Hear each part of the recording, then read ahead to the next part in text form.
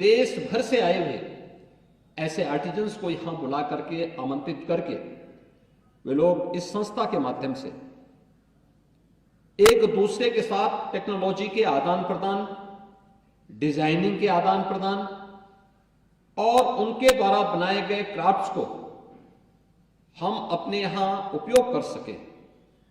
आज आप देखते होंगे पिछले कुछ वर्षों से एक अंतर देखने को मिला। पहले हमारे यहां कोई पर्व और त्योहार पड़ता था, होली है, दीपावली है, विजयादशमी है, कोई भी त्योहार होता था, चीन के द्वारा निर्मित सामान भारत के मार्केट में छाए हुए रहते थे। उनकी क्वालिटी नहीं होती थी। यहां तक कि दीपावली के अवसर पर गणपति और लक्ष्मी जी की मूर्ति भी चीन से बनकर के आती थी। लेकिन पिछले कुछ वर्षों के अंदर जब हम लोगों ने महिला स्वयंसेवी समूहों को प्रोत्साहित किया, देश के अंदर आदरणीय प्रधानमंत्री जी के भावनाओं के अनुरूप जब कार्य प्रारंभ हुआ, आज लोगों ने लोकल प्रोडक्ट को महत्व देना प्रारंभ किया। आज आप देखते होंगे कोई किसी को गिफ्ट भी देता है तो मैं यूपी के अंदर से देखता हूं कि वन डिस्ट्रिक्ट वन प्रोडक्ट से ही जुड़े हुए प्रोडक्ट ज्यादा होते हैं। या हमारे जितने भी हस्तशिल्पी या कारीगर होते हैं उनके द्वारा जो प्रोडक्ट स्थानीय स्तर पर बनाए जाते हैं, या दुनिया में प्रधानमंत्री जी जाते हैं तो वे भी भारत के ही किसी न किसी राज्य से जुड़े हुए प्रोडक्ट को उन राष्ट्राध्यक्षों को भेंट स्वरूप भी देते हैं। यानी ये चीजें दिखाती हैं कि इस फील्ड में अपार संभावना है। इन संभावनाओं को इस प्रकार के एग्जीबिशन के माध्यम से ये न केवल एक दूसरे के प्रोडक्ट को देखने का, बल्कि एक दूसरे की कला को, उनकी विधा को, उनकी परंपरा को जानने का भी एक अवसर हम सबको प्रदान करता है। टेक्नोलॉजी का आदान प्रदान अगर हम करते हैं और इसके साथ टेक्नोलॉजी को जोड़ते हैं तो हमारे काम को और भी आसान करता है और मार्केट की आवश्यकता और उनकी डिमांड के अनुसार हम उन्हें सप्लाई करने की सप्लाई चेन के साथ जोड़ने में भी हमें मदद करता है। हमें प्रसन्नता है कि इस संस्था में आदरणीय राज्यपाल जी की अपनी व्यस्तता के बाद श्रीमती अनारबेन पटेल जी ने इस दायित्व को अपने हाथों में लिया और आज न केवल गुजरात में बल्कि देश भर में अलग अलग जगह पर इन सभी आर्टिजन्स को प्रोत्साहित करने के लिए वे स्वतः स्फूर्त भाव के साथ जाती हैं, उन्हें प्रोत्साहित करती हैं, उन्हें एक मंच देती हैं। एग्जीबिशन के माध्यम से वे सभी एकजुट होकर के फिर आत्मनिर्भर भारत की इस परिकल्पना को साकार करने में अपना योगदान देती हैं। मैं इस अवसर पर उनका भी हृदय से अभिनंदन करता हूं और इन सभी प्रदेश भर के आए हुए अपने जितने भी आर्टिजन्स हैं, हमारे जो हस्तशिल्पी और कारीगर हैं, उन सब की ओर से हृदय से धन्यवाद भी देता हूं कि ये एक नया मंच उनको ग्रामश्री संस्था और हैंडीक्राफ्ट रूट्स के माध्यम से उन्हें प्राप्त हुआ है। मुझे प्रसन्नता होगी कि इस कार्यक्रम को और आगे बढ़ाने की आवश्यकता है, क्योंकि उत्तर प्रदेश तो इसकी एक आज आधार भूमि है।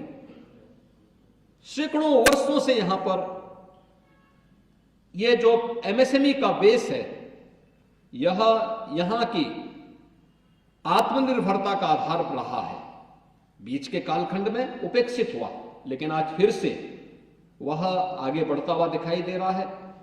अब मैं देख रहा था जब हम लोग एग्जीबिशन में उद्घाटन के लिए आए थे, उसी समय मैंने देखा कि बाहर भी जो एग्जीबिशन लगी है, अंदर भी लगी हुई है। अलग अलग जनपद के लिए अलग अलग वो मिलेंगी आपको। और यही कारण है कि आज हम लोग भारत सरकार के साथ मिलकर के उत्तर प्रदेश में इंडियन इंस्टीट्यूट ऑफ पैकेजिंग की स्थापना का कार्य कर रहे हैं। इंडियन इंस्टीट्यूट ऑफ डिजाइनिंग यानी डिजाइनिंग इंस्टीट्यूट के भी यहां पे स्थापना की कार्रवाई को तेजी के साथ हम लोगों ने आगे बढ़ाया है। और भी अन्य तमाम सेक्टर्स में हमें इन्हें प्रोत्साहित करने के लिए एक अवसर प्राप्त हो रहा है और राज्य सरकार भी उन्हें प्रोत्साहित करने के लिए के साथ साथ अन्य तमाम प्रकार की सुविधाएं प्रदान करने के लिए कार्रवाई कर रहा है। आज की एग्जीबिशन इसका एक सशक्त माध्यम बनी है। और मुझे पूरा विश्वास है कि न केवल उत्तर प्रदेश के 96 लाख जो कारीगर हैं, हस्तशिल्पी हैं या इस फील्ड में काम करने वाले जो उद्यमी हैं, वे इस एग्जीबिशन से लाभान्वित होंगे, अपितु उनको एक नई प्रेरणा इसके माध्यम से प्राप्त होगी। अपितु देश भर से आए हुए जितने भी एग्जीबिटर्स हैं वे भी इसका लाभ प्राप्त करेंगे। मैं इस पूरे कार्यक्रम के प्रति हृदय से अपनी बधाई देता हूं, अपनी शुभकामनाएं देता हूं। आदरणीय राज्यपाल जी का हृदय से अभिनंदन करता हूं कि उनकी प्रेरणा से इस यहाँ पर एक अच्छा कार्यक्रम यह प्रारंभ हो रहा है। स्वाभाविक रूप से देश भर से आए हुए जितने भी हमारे हस्तशिल्पी हैं, इनको भी एक अवसर प्राप्त होगा उत्तर प्रदेश को देखने, उत्तर प्रदेश की एमएसएमई यूनिट की संभावनाओं को और आगे कैसे बढ़ाया जा सकता है, इसको बढ़ाने में वे भी मददगार साबित हो सकते हैं। उनके द्वारा बहुत सारे अभिनव प्रयोग इस फील्ड के कारीगरों ने, हस्तशिल्पियों ने अपने अपने क्षेत्र में किए हैं, उसके भी एक लाभ प्राप्ति उत्तर प्रदेश के कारीगरों को प्राप्त होगा और उत्तर प्रदेश को भी उनको नजदीक से देखने समझने का अवसर प्राप्त होगा।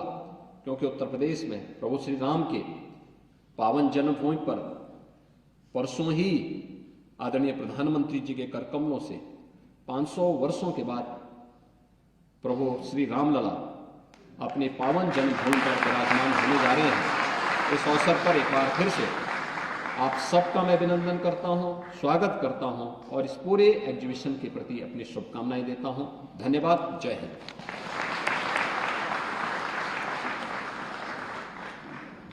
बहुत बहुत आभार माननीय, आपके प्रेरणादायी उद्बोधन के लिए।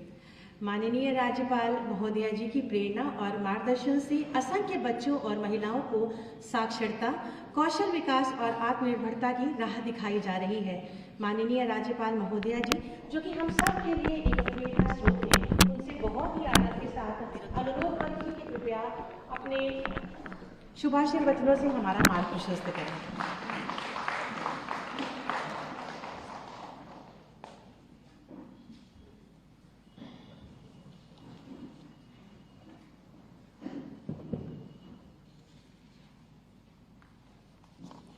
उत्तर प्रदेश के यशस्वी मुख्यमंत्री श्री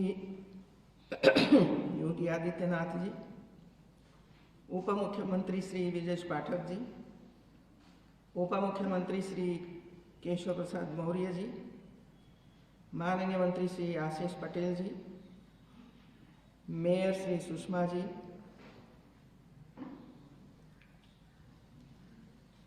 पद्मश्री मालिनी जी, आर्य संस्था के संस्थापक अनार और आप सब शिल्पी, आप सबका मैं दिल से लखनऊ में, उत्तर प्रदेश में स्वागत करती हूँ।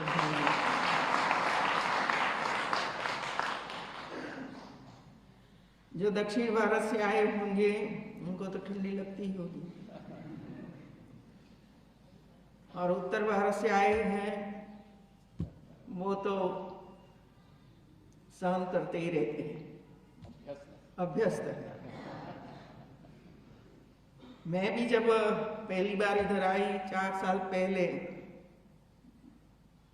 तो बाहर निकलते थे तो ऐसे ध्रुसते थे कि ये क्या ठंडी है इतनी, लेकिन अभी अभ्यस्त हो रहे हैं। एक क्राफ्ट रूट है और क्राफ्ट रूट को आगे बढ़ाने में आप सबका बहुत बहुत सहयोग रहा है। मैं थोड़ी बात करना ये चाहती हूँ कि क्राफ्ट रूट और ग्रामश्री का सर्जन कैसे हुआ, क्योंकि हमारे मुख्यमंत्री से बैठे, उप मुख्यमंत्री से और भी कई नेतागण बैठे हैं। अहमदाबाद गांधीनगर में लाल कृष्ण अडवाणी जी हमारी स्टेट की महिला मोर्चा की कारोबारी थी, इसमें आए थे। साथ में आज के जो प्रधानमंत्री श्री हैं वो संगठन मंत्री थे, वे भी वहां उपस्थित थे।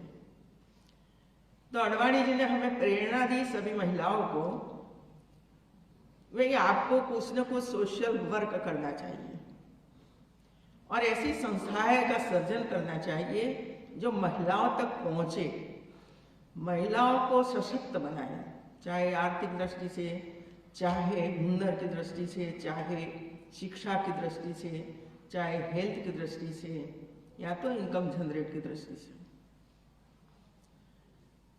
तो इसी समय लगा कि हाँ, ये तो बात सही है, हम बीजेपी के लिए काम करते रहते हैं, नारा लगाते हैं, घर घर मत दो ये करते रहते हैं, लेकिन उनके लिए हम कुछ नहीं करते हैं। तो इसमें से 8, 10, 15 महिलाओं को नरेंद्र भाई ने बुलाया और हमें प्रेरणा दी सब लोगों को कि आप बनाइए संस्था। और मैं ये भी साथ में बता दूं कि ग्रामश्री नाम माननीय प्रधानमंत्री श्री मोदी जी के द्वारा दिया गया था। रजिस्ट्रेशन हुआ, काम का आरंभ हुआ और धीरे धीरे करते करते पाँव पगली जब बच्चा का जन्म होता है, चलता रहता है, गिरता है, दौड़ता है, फिर अपने आप आगे बढ़ता है। इसी तरह संस्था आगे बढ़ती रही। ये बात सही है कि मुझे समय कम मिलने लगा, क्योंकि राज्यसभा की सदस्य बनी तो दिल्ली जाना पड़ता था और बाद में मंत्री बने तो लगभग काम ठप हो गया। अनाथ छोटी थी उसी समय, कॉलेज में या तो 12वीं कक्षा में इसमें पढ़ती थी, उनको इसमें इंटरेस्ट था और उसने एक पूरा यूनिट अपने कंधे पर ले लिया। तब से लेकर आज तक, अभी तक वही देखती है। मैं तो आती हूँ, भाषण करती हूँ, चली जाती हूँ। और आप लोग उसको जो सहयोग करते हो, सीखते हो, डिजाइन अलग अलग प्रकार की करते हो और इतनी दूर से आप आते हो और ये जो आपकी प्रोडक्ट देखने के लिए जो महिलाएं, भाई बहनें, युवतियां आती हैं, उसको भी इसी तरह समझाते हो कि जिसकी वजह से उसके मन में भी ये होता है कि अरे ये ऐसा क्राफ्ट है, मैं तो पहली बार देखा। और पूछती है किस तरह किया, कैसे किया, कहां से लाए। ये तो होता रहता है मित्रों, लेकिन मैं और हम लोग ये मानते हैं कि जो हमारे शिल्पी है, हमारा आर्टिस्ट है, उसके हृदय में और उसके परिवार में भी परिवर्तन होना चाहिए। और इसी वजह से हम कई लक्ष्य तय किए कि कोई परिवार इधर आता है तो सबसे पहले उनको यदि कुछ पीते हैं तो वो छोड़ना पड़ेगा। सही है ना? छोड़ना ही पड़ेगा, तो ही क्राफ्ट रूट में एंट्री मिलेगी। ऐसा नहीं कि 4 दिन छोड़ना है, आजीवन छोड़ना है। दूसरा, बच्चों को पढ़ाना है, बेटी को भी पढ़ाना है, बेटे को भी पढ़ाना है, ये कंपलसरी है। तीसरा, बैंक अकाउंट महिला के नाम से ही होना चाहिए।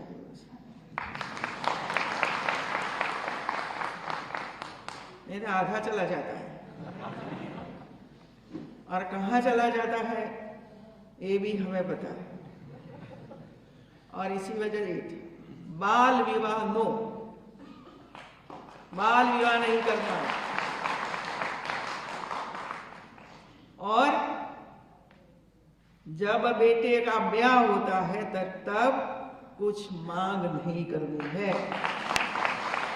ये सभी जो हमारी आचार संहिता लगी है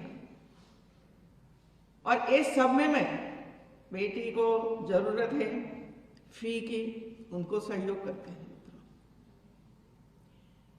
हेल्थ की दृष्टि से किसी को भी जरूरत है तो वहां हमारी कई सेंटर है, सरकारी या तो निजी हॉस्पिटल, वहां जाकर उसकी सेवा करवाते हैं।